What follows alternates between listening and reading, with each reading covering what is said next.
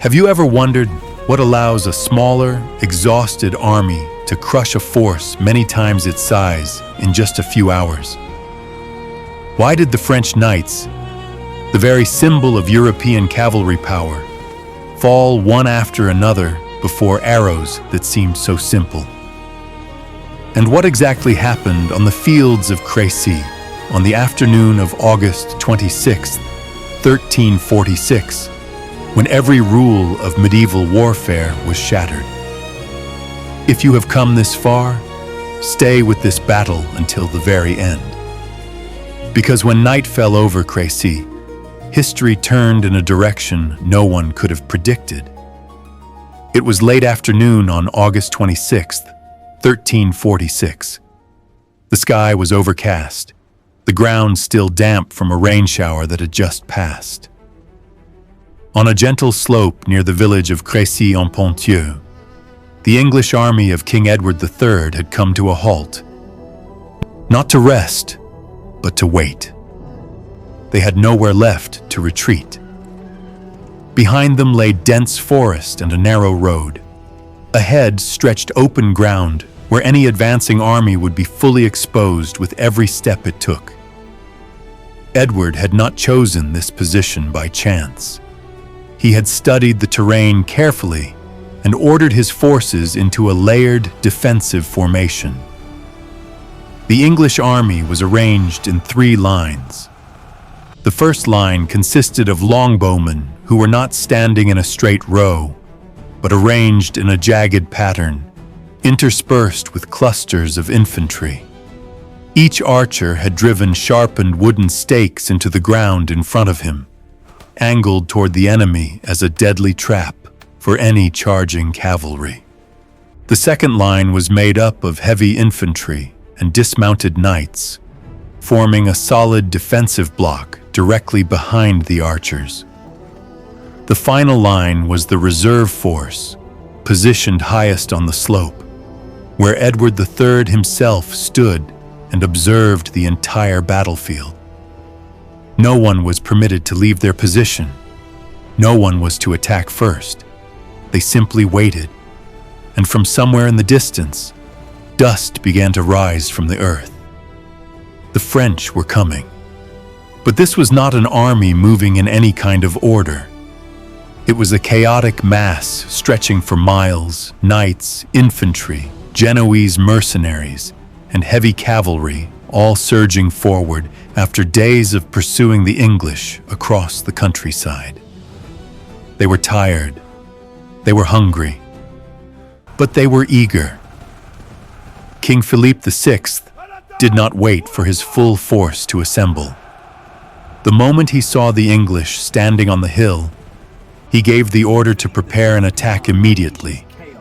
It was a decision that would seal the fate of thousands. The ground was still wet from the rain. That detail seemed unimportant at first. It would very soon become a killing factor. The vanguard of the French force was the Genoese mercenaries, renowned crossbowmen hired for exactly this kind of engagement. They were ordered to advance, spread into a wide line, and begin shooting. But there was a serious problem. During the earlier rainfall, their bowstrings had become damp, significantly reducing the power of each shot. They had also left their large protective shields, known as pavises, somewhere behind them in the rush to advance. They had no cover and no advantage, and they were standing at the bottom of a hill facing English archers who had been ready and waiting for some time. A signal rang out from the English lines. Not a signal to charge, a signal to fire. Thousands of archers drew their bows simultaneously. The longbows bent and released in the same instant. A dense, continuous storm of arrows poured down from the high ground. The first volley landed directly in front of the Genoese line. The second cut through the ranks. By the third, casualties were mounting steadily. There was no pause between volleys. There was no gap in the pressure. An English longbowman could release 6 to 10 arrows per minute, while a crossbowman needed time to crank, load, aim, and fire. The Genoese could not keep pace. Their formation began to waver. Some tried to press forward but paid for every step with blood. Others began to fall back. Then they turned and ran entirely. At that precise moment, the French cavalry behind them had already begun to advance. The armored knights on their war horses had not stopped to assess the situation ahead. They saw the Genoese retreating and kept riding forward. The collision was inevitable. French cavalry drove straight into their own retreating infantry. Men fell, horses lost their footing on the wet earth, and the formation collapsed into disorder before a single knight had reached the English line. On the hillside, Edward III did not move. He gave no order to advance. He simply watched and allowed the enemy to destroy themselves before the real fighting had even begun. The arrows kept falling, denser now and more concentrated. And when the French knights finally broke through the chaos below and began climbing the slope, they had no idea they were riding into something they could not escape. The second phase of the battle was direct, ferocious, and impossible to stop. As the first ranks of French cavalry untangled themselves from the chaos below and tried to form up again, they lowered their lances and drove their horses up the hill. Heavy war horses began to accelerate on the still, damp ground. What started as scattered groups quickly became a surging wave, with each unit charging independently, driven by instinct, honor, and the pressure of thousands more men pushing from behind. The English remained perfectly still. The archers held their positions behind their stakes, and the infantry behind them kept their shields up, spears forward, and did not yield a single step. When the range was close enough, the signal came again. The entire line of archers raised their bows as one, and the sky was torn open once more. The arrows fell at a steep angle from above, cutting directly into the mass of cavalry struggling up the slope. These were no longer scattered mercenaries, but the finest warriors France had to offer. Men dressed in thick iron armor who had always believed themselves untouchable. The horses were struck first. They were large targets and easy to see, and they went down one by one. When a horse collapsed, it brought the rider with it and shattered the formation behind it. The horses that followed could not stop in time, stumbled over the fallen, and slid in the mud. The terrain began to work against the attackers in every possible way. The slope slowed their momentum. The wet ground destabilized every step. The rows of stakes in front of them prevented any direct charge. And through all of it, the arrows never stopped. A knight who had just recovered from a fall took a shaft through the gap in his gorget. A horse at full gallop went down under 3 arrows to the chest, collapsing just short of the stakes. A group trying to swing around to the flanks rode directly into the crossfire of archers positioned at angles, and their formation was shredded within seconds. There was no safe direction and no moment to breathe, yet still they came.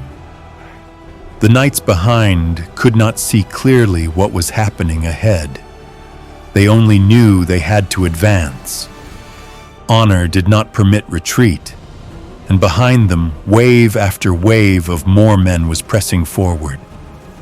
The pressure from the rear drove the entire mass up the hill like an uncontrolled flood.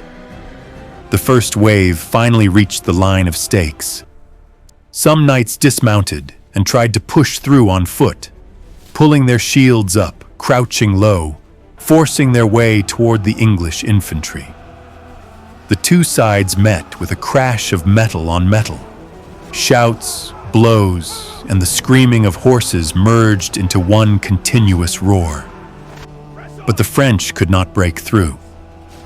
The English infantry held their formation and pushed back methodically against men who had already spent everything climbing that slope under relentless fire.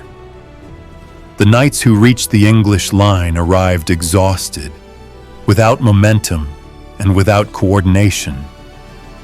They fought alone and were driven back. Before the first wave had even been fully repelled, the second was already crashing into it from behind. There was no rest between attacks and no chance to reorganize. Just more men pouring into the same narrow killing ground, following the same path, meeting the same result. The archers never stopped.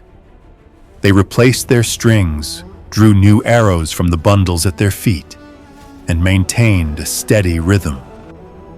When the fighting came too close, they stepped back behind the infantry and kept shooting from behind the line, never breaking the pattern. At one point, a larger group of French knights managed to concentrate their force and punch through a section of the stakes. A gap opened in the English front line.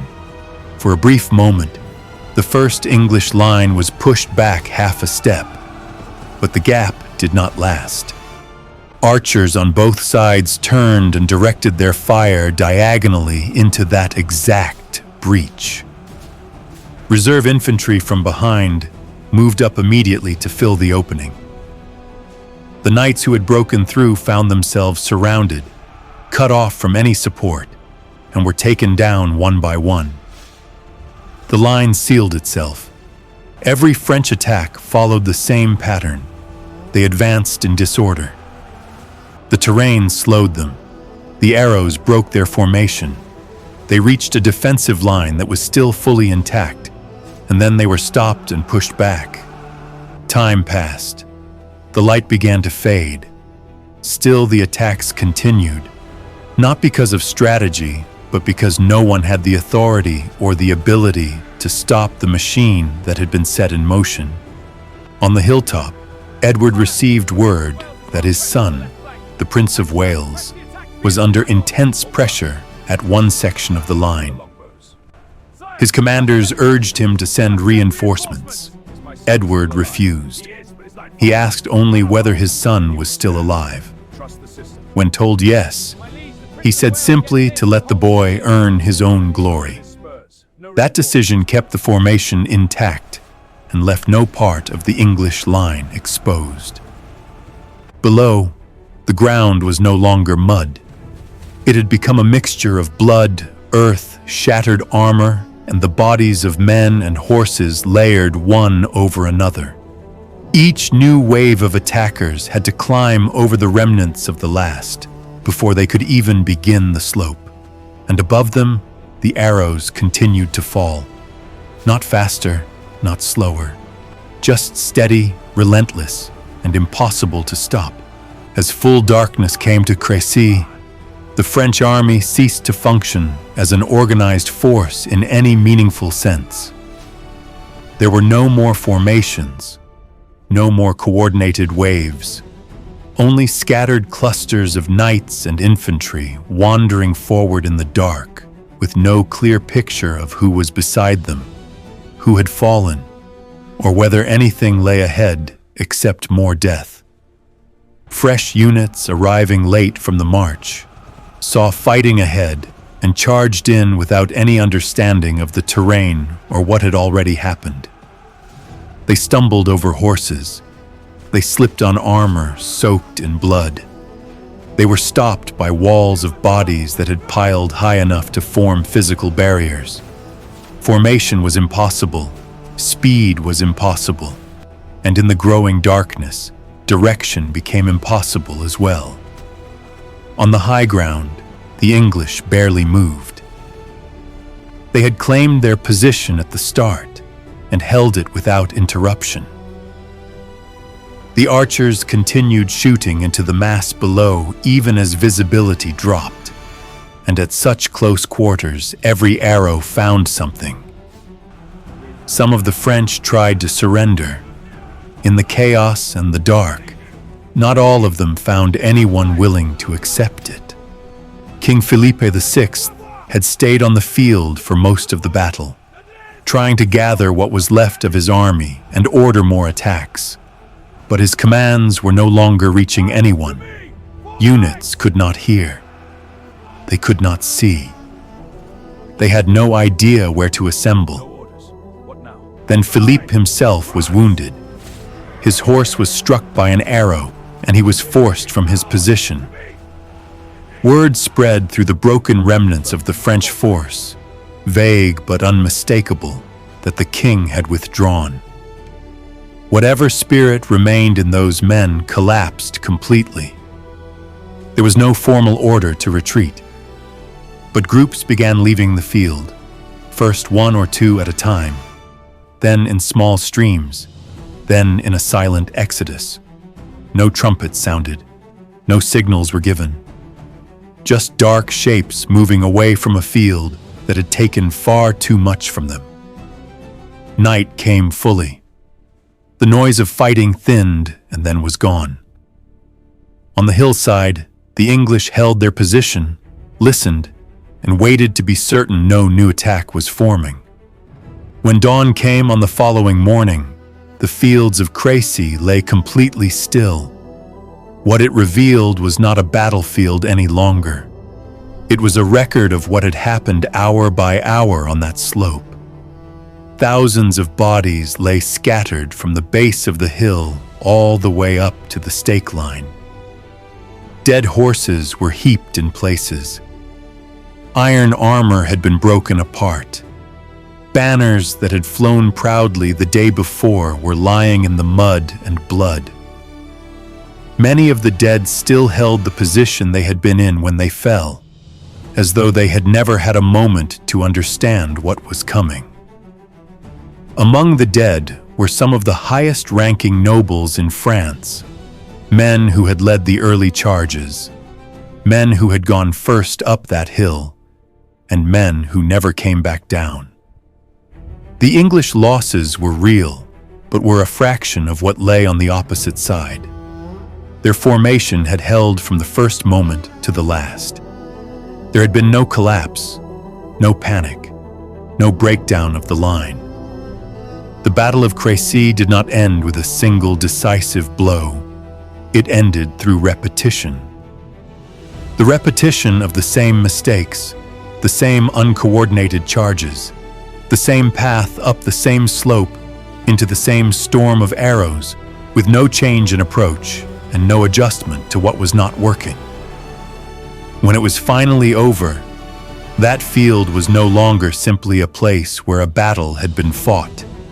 It was evidence that a smaller army does not need to be larger than its enemy. It needs to choose the right ground, hold the right formation, and wait for the enemy to walk into the trap that has already been set.